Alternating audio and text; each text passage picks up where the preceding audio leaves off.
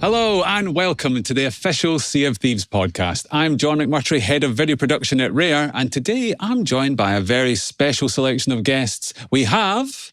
I'm Mike Chapman, creative director on Sea of Thieves.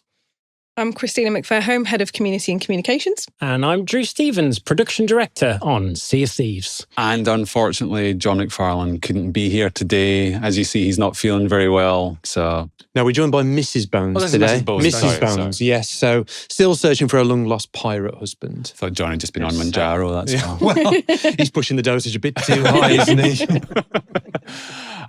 So, we've got quite a bit to talk about today. Loads, in fact. Christina has a very lengthy document to get through. But let's start with season 17. So, at the moment, we're in Act 3 of season 17. Reaper Fortresses are out in the world. I want us to reflect back on season 17 and sort of what would you say we've learned from this season so far? Wow, I mean, that's a great question to start with. I mean, we've learned lots of things. I think firstly with how it's landed with players, I think it's fair to say it's been mixed. I think depending on the type of player that you are, if you've been playing Sea of Thieves for a while and you've been kind of playing all the new content that we add with their seasons, I think it's fair to say that the act structure has taken some time to bed in. Yeah. And I think it's kind of inevitable that some players would look at the offering in Act 1 and the addition of the Smuggler's Runs and the Black Powder Barrels and some of the sandbox changes, and that feeling a little bit slight. But what we have seen as that's bedded in and people have understood the act structure, like it's been a little bit more favourable. Yeah. But I will say as well, I think we definitely had a constrained timeline with season 17. We felt good about the things that we were adding. I will say I was surprised personally about how some of the sandbox changes didn't land as well as we thought they would. I think the focus on changing what the skeleton ships are hauling, what's washed up, the kind of focus of the emergent smuggler route and the main smuggler route, like there's just that mix in the sandbox. Some of it is down to discoverability and people not finding those things. But yeah, it just didn't quite land in the way that we quite expected, even though we knew it was fairly light as an update. And is that what you've seen in the community as well, Christina? Then? Yeah, and I think it's worth mentioning that obviously we announced season 17 back at the showcase. So there's there's a length of expectation there. And then when it turns up and it's Act 1, and like you say, the perception is it's quite slight, there is almost because we've kind of built it up for a period of time rather than kind of as we would usually with our normal go-to-market plans, there's definitely a weight of expectation on it. And also there was probably kind of some lingering disappointment from what people assumed it might have been. But there have been glimmers of promise, and it's not all been doom and gloom. So if I think about some of the feedback we've had with achievement and commendation balancing, I think we've absolutely taken that feedback on board and made things more achievable and made sure that we've gone kind of for breadth of engagement rather than depth. The cosmetics that were earnable went down really well. The smugglers' outfits went down really well. Black powder barrels, our creators have absolutely loved them. They have been, and obviously we're in kind of our new era where you see people playing with them and experimenting in insiders, and they have just the same amount of fun in retail, if not more. So there have been glimmers of hope, and I think even though the 3-act structure is bedding in, I think it's showing early signs of promise. I think people are understanding, I've got to turn up for something every month. So I think we did take quite a big sentiment hit on kind of the kind of content, but a lot of the stuff around it, kind of the ancillary stuff, is we're kind of moving towards a kind of a better paced set of commendations, more thematic cosmetics, and I know that's something that we're keen to continue. So I think we've put down some really great foundations for some of the kind of onwards content from season 18 onwards. Yeah, I would say you kind of asked about key learnings. I think one of the learnings we had from the reception to certainly Act 1, I would say, is that the changes we expected to go down more positively and just how that played out with the audience. So initially, Act 1 was purely sandbox focused in our plans. It was the idea we're going to remix the sandbox, we're going to add the smugglers, and the quests are wholly emergent. You come across these smugglers, finding their hideouts, finding washed up smuggler bottles. We had an opportunity, which we thought was a great opportunity, to elevate one of those emergent quests into a voyage. So it was on demand for everyone. I think in hindsight, it's fairly obvious, but I think in hindsight, you can go, the moment you turn something into a voyage, the level of expectation raises on how bespoke it feels, how custom it feels. And we did strive to add some little twists in there, but it wasn't very obvious. I mean, the fact that a lot of players perceived it as a bug, that phantoms were spawning, Yep. rather Yep. that they were the Spanish soldiers that you see from the sea fort, and they're trying to stop the smugglers moving contraband, as it were. Like, that was just a little bit too esoteric, a little bit obfuscated, and people really didn't see that connection. So, interesting lesson, I would say, in terms of where we position content and the expectation that players have around voyages and how bespoke they are. Another thing, I think you touched on it very briefly about discoverability of content as well. And obviously, we've got the new sort of season page in the UI now. Like, why is that an important step for us to sort of try and make people aware of what we've added? Like, well, I think firstly, what we want our players to take away from it is that there's always something to look forward to in Sea of Thieves. Just from a seasonal perspective, there are these monthly updates, and you've got a amount of content, a small amount of content to focus on, but that's okay, because next month you're going to get the next release, and that kind of pacey delivery of the season rather than everything dropped at once. Like, showing that in that screen, that there's 4 weeks to focus on, then there's another 4 weeks focus. I think that's really important. But what it's also allowed us to do is highlight smaller changes in the sandbox that add up to something big. Sea of Thieves, at its core, you've got things washed up on islands, you've got things you find out at sea, you've got things you find just exploring around the islands. We love to just add things to that sandbox for people to find along the way. There's a purity to that, but we also need to highlight it in that screen so people can see these are all the new things that we've added, and these are the calls to action to go unlock these things. So, love that screen. I think that screen is long overdue in terms of highlighting the things that we're adding and being really clear on when things are available. It's been quite purposeful, hasn't it? Because we've taken feedback for a while that things nestled in the reputation tab behind commendations are really hard to find, because you've kind of got to know which update they could have came in and then find the commendation name, which is sometimes obtuse, to be able to find the kind of objective that you're looking for. Or they were daily deeds nestled within a season's menu, multiple clicks down, pulling all that up into the surface so that you can go in and see very clearly in one page, what can I do in this act during the season? And because we're talking now with November's update landed, we're extending that so that the season progression all comes into that as well. So you've got almost a one-stop shop for all things season, both act, but also your progression throughout the season, which I think is important to try and consolidate all of those sources of information together. And I love the clarity of how we've been able to push reputation right back to the surface again. So that tab that starts as the reputation tab, your kind of trophy case of everything you've done, that now stands alone as its sole tab because everything's condensed to your point. I think it's a really nice change. So we've kind of talked a little bit about how players are reacting to that seasonal structure and the 3 acts that we've got in a season now. How are we finding working this way, Drew? How's that been going? It's been a challenge. I think I've spoke about it in some of the dev updates previously, like changing a team structure, changing a strategy about how we're going to deliver things. Comes with a change for players and a change for the team. And we've purposefully shifted from a prior approach to seasons, which is one big drop of content. We then almost we're still designing them up front with a one big drop of content, but we're going to, behind the scenes, break them into 3 parts. Some successfully, some unsuccessfully. But the shift now has been to purposefully go, no, we're going to design it with a purposeful Act 1. There's going to be a live event in Act 2. And then there's going to be an expansion to the experience that lasts outside of the season in Act 3. And that comes with a team structure challenge that you actually have to have people rotating around, because you can't have somebody working on month 1's update and then straight away working on month 2's update.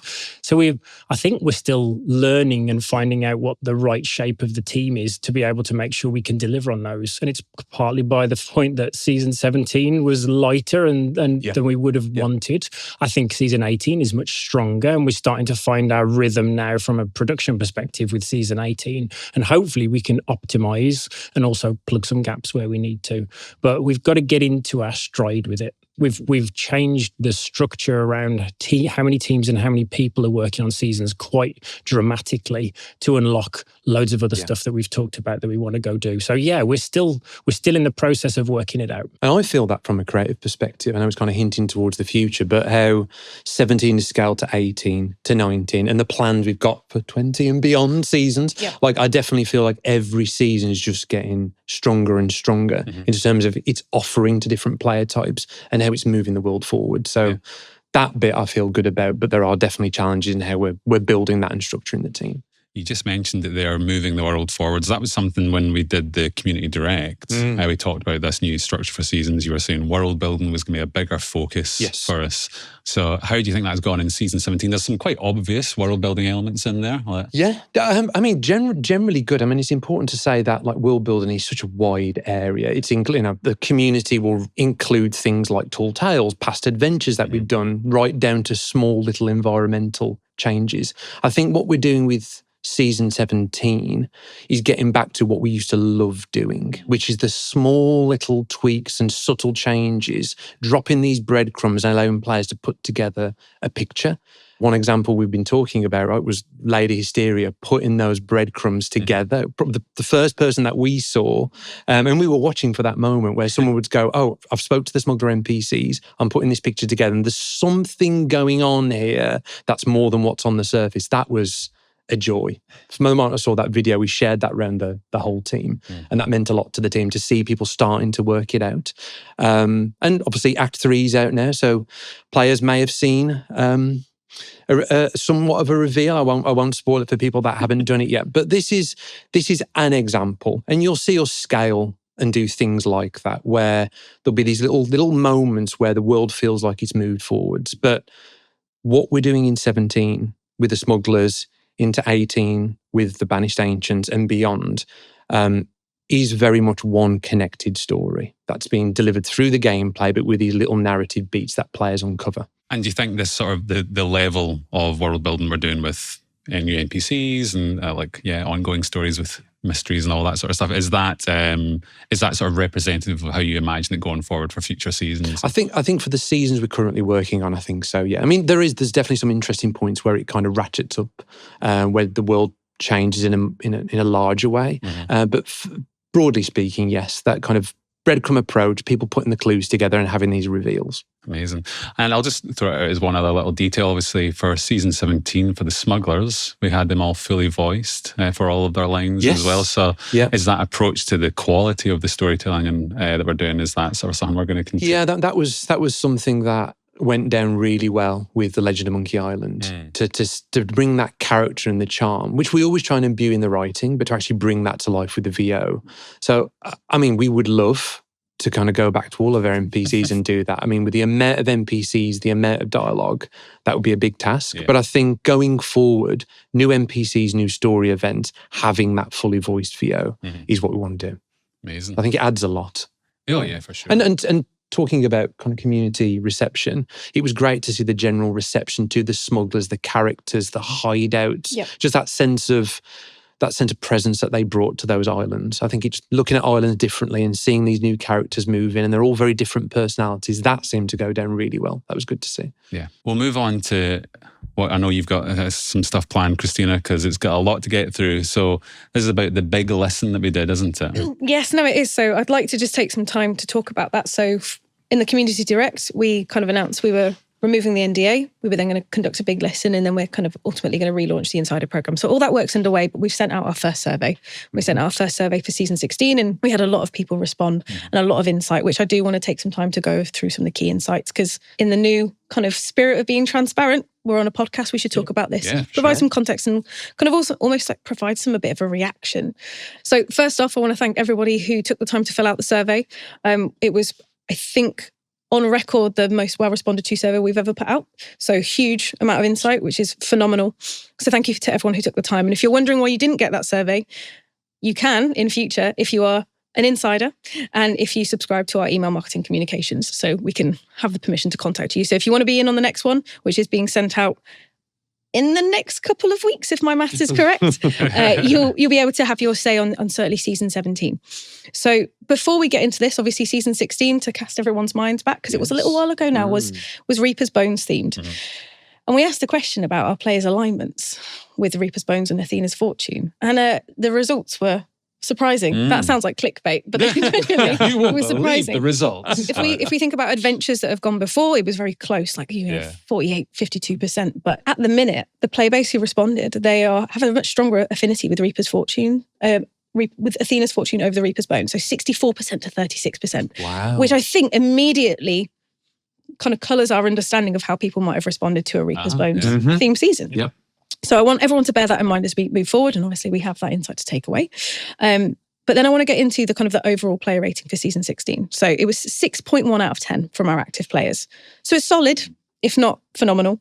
Over a quarter of our active players rated the season as an 8 out of 10 or higher, and less than 6% rated the season as a 1 or 2 out of 10. So there's some recognition that broadly, like, it was solid. It was not kind of on the kind of extreme sides of the spectrum of reaction.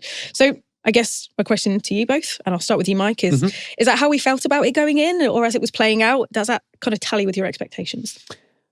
Honestly, I'd say broadly yes. I mean, I think that's an okay rating, and I think we knew when we were designing them that Voyages would feel somewhat left field for the Reaper's Bones, and I think your stats around affinity with Athena's Fortune versus Reaper's Bones kind of make sense, right? Where Reaper's Bones were traditionally seen as the kind of solely PvP company, and there's emergent PvP, and then there's Allegiance PvP through Hourglass, on-demand PvP. Like, our focus going into that was to broaden what the Reaper's Bones were, particularly that emergent PvP side, where we see the Reaper's Bones thematically as kind of so important to our world building. You've got this natural enemy to what the Pirate Lord and Athena's Fortune desire for the Sea of Thieves. And we've got, won't surprise you to know, we've got grand plans for the future of how these companies will interact with each other. So broadening what the Reaper's Bones were and giving them activities will allow people to understand where they're coming from and their vision for the world. That was really important for us. But I do think the balance of the Voyages, the kind of I guess we considered it a tool, the Skeleton Mercenaries. I think they, we always felt really strongly about them. And then the tools like the Cannon of Rage, we always wanted to do more. I think we had a plan to do more features as part of that kind of package of expanding the Reaper's Bones.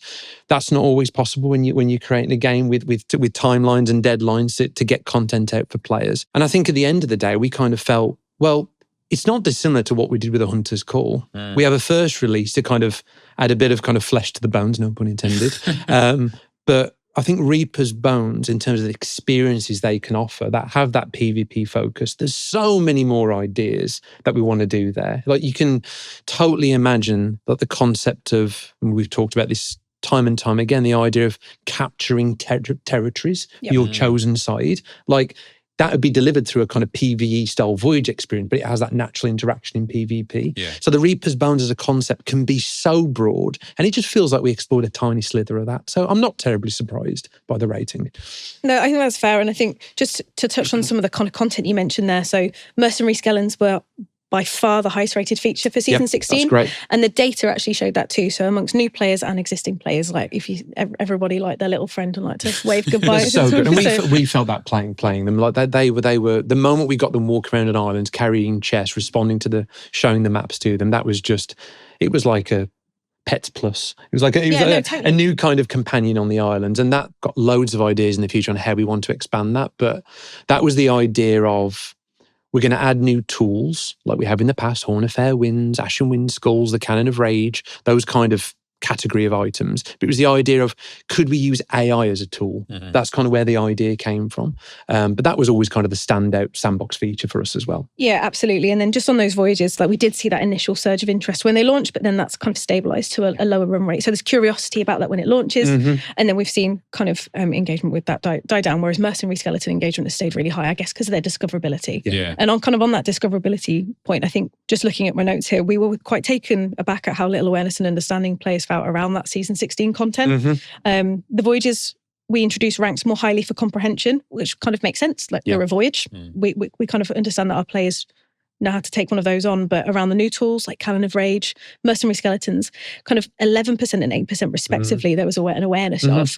So players, I think, are giving us a signal that I felt a bit lost around those particular new tools and mechanics. So I think that's a signal we've kind of discussed we can work to address if we kind of understand the performance of new content is impacted by almost poor discoverability, and we've touched on discoverability with the new kind of seasonal tab stuff as well. You'd hope that can start pulling people into, here's the new things you need to go experience, spotlight right? it. Exactly that. Yeah, I mean, the way, it's fair to say, the way we add content like that, I mean, it's So we've always added content like that to Sea of Thieves, for better or for worse. And the audience has kind of shifted, right, the balance of players and their expectations since we first launched the game.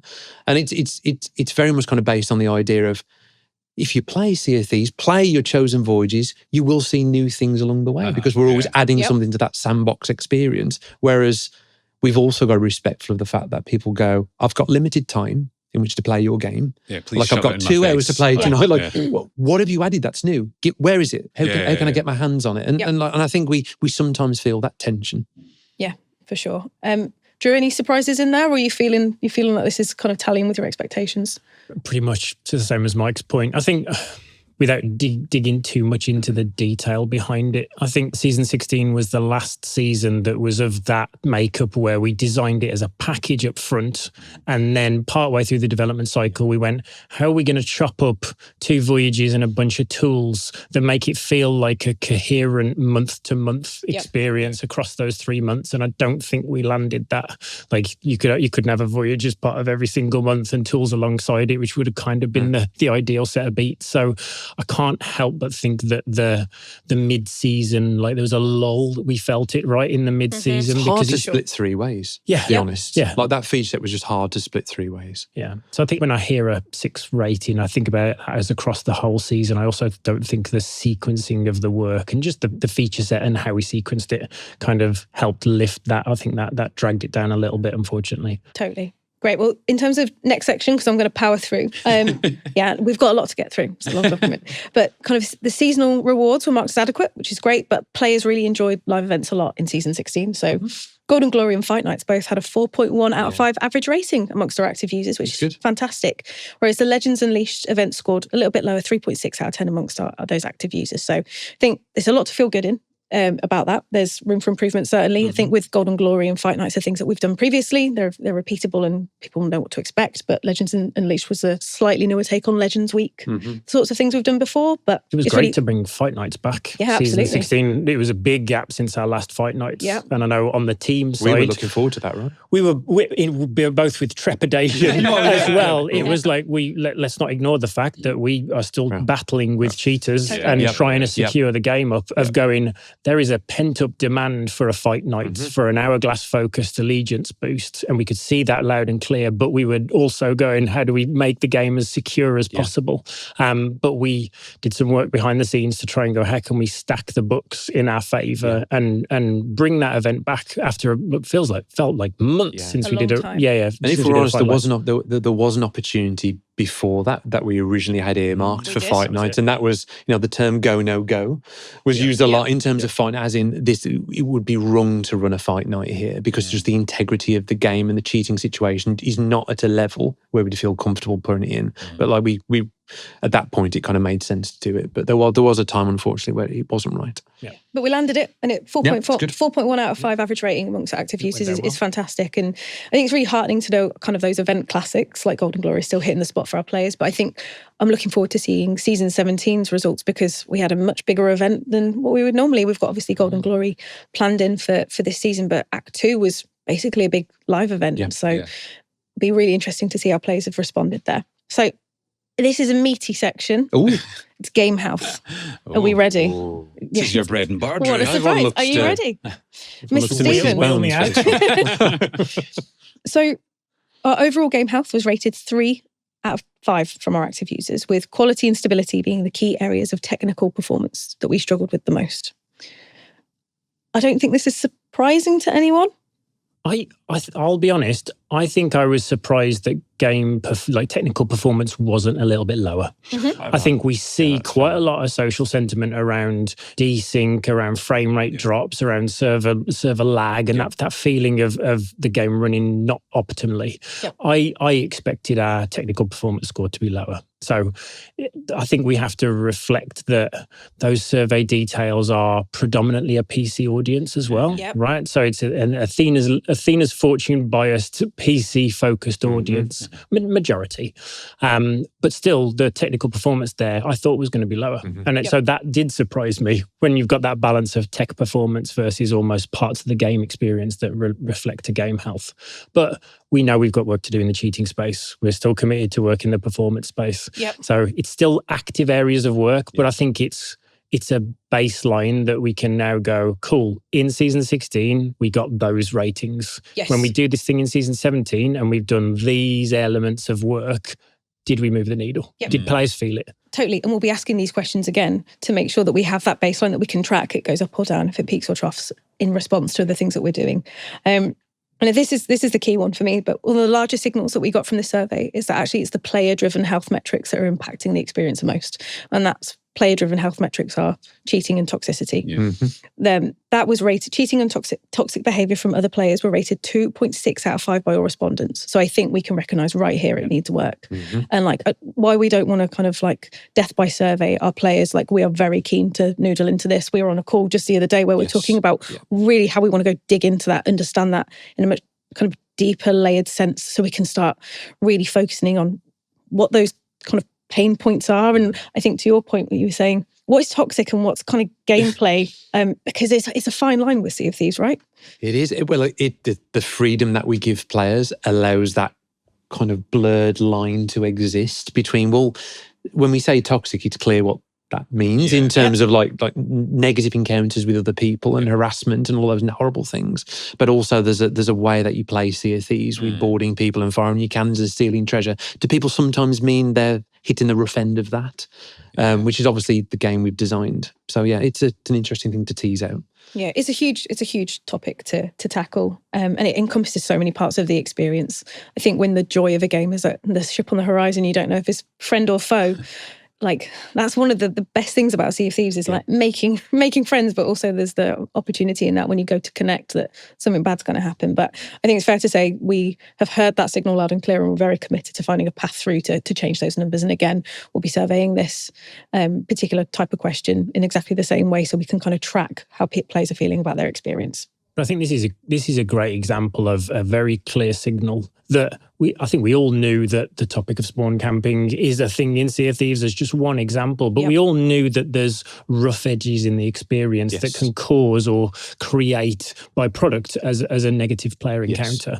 But this is a clear signal that allows us to go, cool, we've got some committed work on the game health team right now, but toxicity and addressing that from a game play level is going to be a high priority next up for the team. So like that survey data can go, we knew it was a problem, but now we can quantify it in the realm of everything and else. Prioritize, which is the main thing. And I think in one breath, we've both just said, Sea of Thieves is this wonderful game where you can meet people and every ship on the horizon is another group of real players. But like we love what's at the heart of the game and the game we've designed, but purely on that issue of player encounters and the things like spawn camping and boarding protection, like we know we've got mechanical deficiencies in our game that we want to eventually go plug. We just want to prioritize them correctly. And I think surveys like that are going to be a key part of how we prioritize. Obviously, this survey is part of a broader and concerted effort to improve our communication with our players. And we've obviously asked about this. So again, we can track to make sure that we're delivering on kind of being more transparent and communicating better. So as part of the survey, we asked what players thought of our communication and if they thought we were listening. So like... buckle up. So again, going back to the kind of the objectives we laid out in the community direct, we wanted this to be a new era for how we're communicating with our players, and we want to be really serious and intentional about improving our relations with our players, and then also bringing them to the forefront of our decision making. So we asked if players thought we were listening to the community, and they scored us a 3 out of 5 on this, with 43% of all active users rating us a 4 or a 5, which is not too bad. However, there's a very broad kind of level of results. They didn't just kind of congregate in one particular area. And nearly 1 in 5 players actually scored us a 1 out of 5, believing we don't listen to our players at all. So there's some foundation to build on, but actually there's some serious work to do to win back some trust and prove we're listening. And I am hoping, Drew, with some of the changes we've made to potentially, Act 3 and Reaper's Fortresses and beyond, we're starting to show those signals.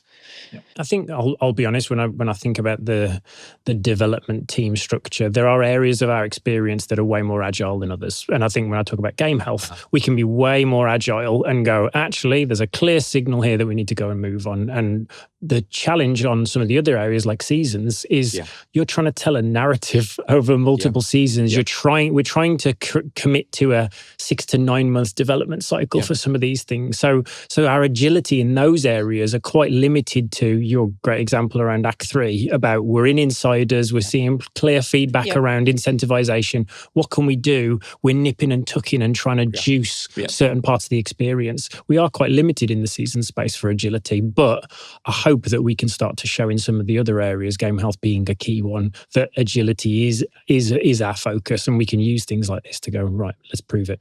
Yeah, and again, when we get the season 17 survey back, we've introduced field of view expansion throughout the season, right? We'd hope that would be something that players have recognised as feedback we've moved on. So again, really looking forward to see how that tracks over time. I think just to touch on that actually, there's definitely like a bit of a perception, I think, within the community that this work that we've done with kind of field of view is skewed towards not necessarily all player types. And there's definitely kind of a slightly more focused player type who really care about it. But I think it's really important for me to raise now. There are a ton of discussions we're having in the background. We've been dialoguing most of this week. I'm sure you're sick of me, about where we can make those kind of further reaching big impact quality of life changes for all players. And in the spirit of listening, if you've got any thoughts about what you would like to see from us, please do drop them in the comments, because we do read them all. Every single I was going to say, I think it's an interesting one as well, just kind of listening to you talk back and forth there. Like, I guess one of the struggles for us as well is prioritization. Like, hearing all this and going like, cool, we know these are issues. How do you even go about prioritizing what you tackle first? Like, what actually has the biggest effect on the experience? And obviously, I think we go through that now with game health all the time. We do. Like, I think that's always going to be a challenge, because obviously there's different audiences playing the game. Things are more important to some people. And it's somewhat inevitable. Like, I know you do, because I do probably read as many comments as possible online. Obviously, you live in that world. And like it's so easy to be swayed and to come in with an energy on Monday morning because you've been looking at a discussion over the weekend, and like that's your only signal that you have. And I think this is kind of testament to just making sure that we're casting that net wide enough, so we've got a broader set of signals, and we can use that as inputs to then prioritize. I think that's a really good point, because a lot of people who shout the loudest aren't necessarily representing everybody, right? No. This really helps us ground it in this thousands of respondents and kind of qualitative data that kind of pushes this in a more measured way, which is really useful. Continuing on that kind of communication line, we asked if players thought our communication was regular and transparent enough, and players scored us 3.5 out of 5 on this, with almost 60% of active users rating us a 4 or a 5. So we have been working on this lately, obviously with the return of the developer update. Our community directs, where we've committed to having 2 every year. So I'm really hoping that those things we've introduced, plus even just being really transparent about the survey results and what we're kind of doing, what signals we're taking and how we move things forward, is going to kind of, again, see those numbers rise. So it feels like we're in a really good place to kind of have a much more meaningful dialogue, and hopefully players are feeling that even as we move into, our next release will be season 18. So fingers crossed. And a juicy bit, and Mike, I'm going to pick on you for this bit. Oh, I am going to pick on you for this bit. What's this bit in the dossier? And I'm sure that those of you who filled the survey out will remember that we did ask about the future. Yeah, this is the best bit. This is my best bit. I'm going to sit up for this. I thought you were going to say we did ask, what do you bit. think of Mike Chapman? Yeah, did you say that? Did you ask that question? Yeah. Oh, no. Got rated a 1 out of 5. It's fine. Room for growth. And we wanted to ask the question and make sure that we were taking that kind of input, but it's worth kind of caveating, like, we're still working out what this means for our development roadmap, right? These are big ticket things, and the results, I think, for us are still contextually very fresh, but we do have some signals, and I'm going to get into them. So the top 5 most popular areas for future content updates amongst our active users include 1, new world regions and locations. 67.5% of players or respondents have kind of put that as a... Yeah. That was off the back of you teasing the ice biome in the community direct, wasn't it? That was you. And only 30% of those were my fake accounts. I see. I've been skewing the results. Number 2 was more narrative content at 58.7%. New ship types was at 56.2% in third place. New world events at 53.3%. And rounding out that top 5 was new sandbox tools and mechanics on 46.8%. So, Mike, it's really early days, but I'm going to ask you the question, like, how do you feel about hearing that? And are you comfortable with kind of sharing in some of your thinking around this? I'll be honest as always, I was very pleased to see those results. And we also shouldn't be surprised. At the heart of Sea of Thieves, it's a game about being on ships, going to islands, doing pirate stuff. Yeah. So the fact that people want more of that at scale is not like terribly surprising. But I think it's important to kind of thread the line between what we're doing with seasons and what it allows us to do in the future. So just to kind of answer your teasing point, I think in the past, our players will have seen us try and make seasons the vehicle for everything. Yeah. And we hear the community sometimes say, and sometimes we dive into it, like, why don't we give seasons a rest and why don't we just do big content updates? But I think seasons are important. I think the regularity of release, like keeping Sea of Thieves top of mind, new things to go do in the world, new things to go experience is important. But not everything we want to build fits into that seasonal update structure. Some things we're going to want to spend more time on, take time to design them over time, build them over time, build up a scale of an update. So part of the reason for moving to this new seasonal approach is to carve out both the headspace and the development time to build the kind of updates that feedback speaks to, which is bigger, game-changing additions of content that really change how you think about Sea of Thieves. I will say I was really pleased to see those things come to the surface, because I'm not going to say which ones, but broadly it aligns really well with the things we're kind of planning in the background. So I personally, at the moment, my time is taken between working with the teams on the seasons, but also in the background working on some future exciting content. So we will talk more about that at the next Community Direct. And it's our plan to be a bit more open with our plans. Well, be very open with our plans in the next Community Direct. No, I'm really excited for the next Community Direct. Obviously, we've started talking already about what we feel like we're comfortable with revealing, and there's some really fantastic stuff in there that I think our players will be thrilled to hear about. So, like, nice to tee it up now. Can't say too much yet, but tune in January, basically, and you'll hear some really great stuff. And kind of, Drew, any kind of additional thoughts to add before we kind of wrap? Because I think this is kind of the last topic. Anything you're desperate to get off your chest?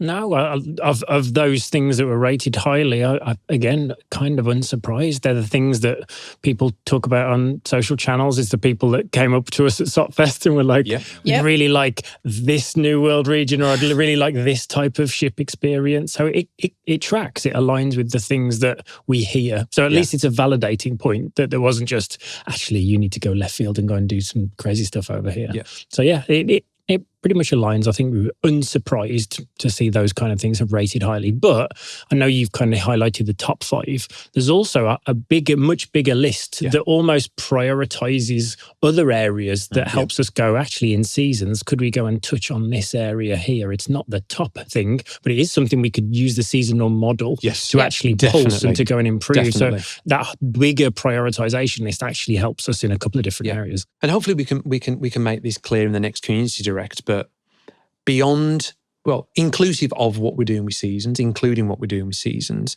there is, and there always has been, a kind of, there is a vision for how Sea of Thieves will grow over the years ahead. And some of the choices that we've made may seem a little bit odd to players. Like, why are they adding the smugglers now? Like, where's that going to go in the future? There's always a plan in mind for why we're introducing things and how it'll eventually pay off. But I want to be really clear as well. We're not just going to do things like that because our players are asking for them. It's also because we're excited as much as our players to go do those things. Totally. Sea of Thieves is about that. Sea of Thieves should have more ship types. Of course, we want to add more world regions, but it's about taking the learnings of where we've done things like that before and making sure that they're not forgotten, that they actually have staying power in the game and they meaningfully move the experience forwards. That's where we're putting our time and efforts. But we get as excited by that stuff as our players. That's the stuff we want to get out of bed in the morning and dream about and work on with your friends at work. So that's where our kind of heart and mind is. You kind of just touched on it a little bit there, but is there something, if we take some of those examples like New World Regions or storytelling, like, is there something about how we've done those previously that you would envision us changing about if we're doing something like that in the future? I think so. I mean, I would kind of summarize it. Probably doesn't hit your narrative point because I think that's we've done so many different kinds of narrative delivery. It's a little bit multifaceted, that one, but there's definitely thoughts there. But I think since launch, we've effectively added content into the same sandbox. We've just been pouring content and experiences into this sandbox. And in the early days, that was because rightfully people wanted more variety and things to happen out there on their adventures. But we've kept doing that. And that purity of the game of going into the sandbox with one goal, a voyage or a specific goal, then being pulled off that track to go do other things, that is so powerful, that feeling in Sea of Thieves, because there's so much in that sandbox. I think when we think about some of the stuff on that list, it's more in line with your journey as a pirate. So maybe that stuff, or most of that stuff, isn't accessible day one, but it's something that unfolds as part of your progression in the game. And that strengthens the journey that you're going on, rather than all pouring into the same sandbox. That's, I think, the evolution of the thinking. Yeah. There was one other topic. I thought all the stuff we just talked about from the big lesson was awesome, but there was one other topic that you've brought up a couple of times now, Drew, in the dev update, about changes to player combat. And I just wanted us to sort of have a little chat around the why. Like, what are we actually trying to achieve with the changes we're making? I think it's an interesting one. So this is the topic of weapon switching. There's a number of areas that players are seeing us almost revisit at the moment. Field of view was a key one for us, and weapon switching is the next one that we clearly see common feedback around these areas of the experience just not feeling right. Like, we've ended up in a place where combat is just clunky and not as responsive as when we launched. And we understand why we've got there. We made various decisions over the last 8 years.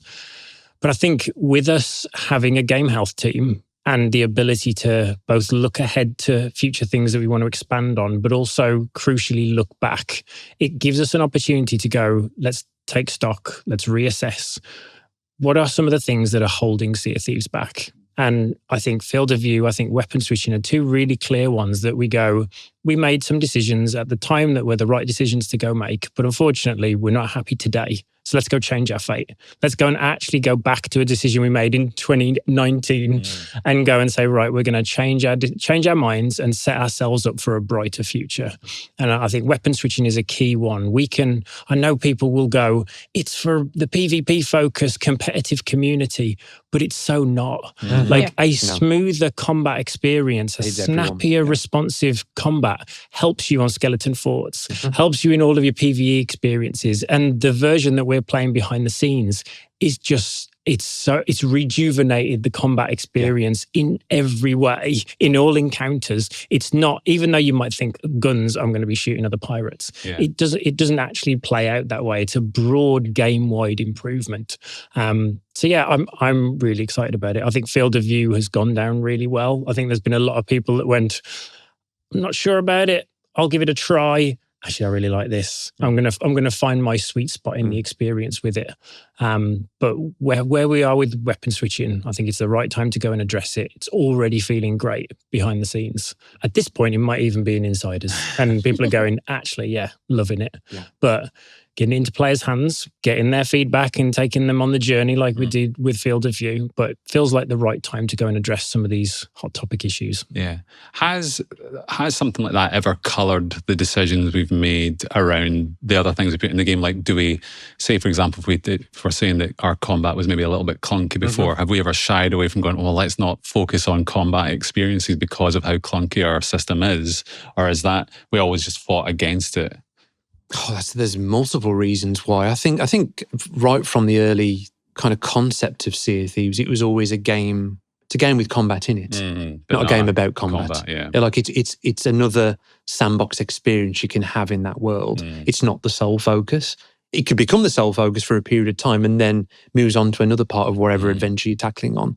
Not everybody plays that way. Some people focus on very specific areas of the experience, and there are. Some of the things we're dealing with are, to Drew's point, legacy decisions that we've made. Some of them are also the result of the limitations of doing melee combat and projectile combat in a shared world multiplayer game on an ocean with moving ships, with buoyant... there's a lot of complexity to the system. But I think it just goes down to combat is important. It is a pirate game after all, but there are other things that are equally important in the sandbox.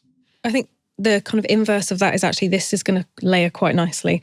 I don't know how much we can talk about some of the work that we're doing with Game Health team, but if you think about weapon switching coming in and then looking at kind of hourglass improvements that are kind of lined up, like instead of kind of steering away from things like improvements, incremental improvements that we make, and then going to start layering onto things that we're doing elsewhere, which is going to mean that it's not just one thing. Like in the next 6 to 9 months, like as a package, an experience might feel completely different on a number of different layers. So I think there's some great work that's been going on. I've really enjoyed working with the Guardians of Fortune team who are working on this stuff. And I think we have a great partnership and a very bright future ahead. Even outside the mechanics side of things, we've got that team working on bug fixing and exploits. And at the point of this launching, we'll have had the latest drop of those bug fixes coming through. Water desync has finally dropped. And there's a couple of other areas that are just long-standing issues, like ship names on crests and banners and logbooks, like us materially going back and addressing some of those long-standing issues. Like it's not just mechanics, it's also stuff that people they just see every session and they're like, I wish they'd fix that thing. The opportunity to go back and materially address those things will also bring our game health score up, because the quality of bug, the bug level is a key part of that, one of those metrics, right? Totally. Yeah, and it's actually, to your point, how things compound. Like there is a general, we talk about this all the time, there's a general feeling of the fact that your crest is missing its name, or there's a small bug over here. Individually, you go, okay, it's really bad, we need to fix this ASAP. But they're not kind of game breaking. But if you get a collection, a critical mass of those in a session, it overall really degrades your experience. So the idea to over time push that level up of kind of how robust the experience is really important. And we will be gauging how well that's working through the next survey. Yeah, we're committed to continuing to ask the questions. So there'll be a season 17 survey either out now or very shortly.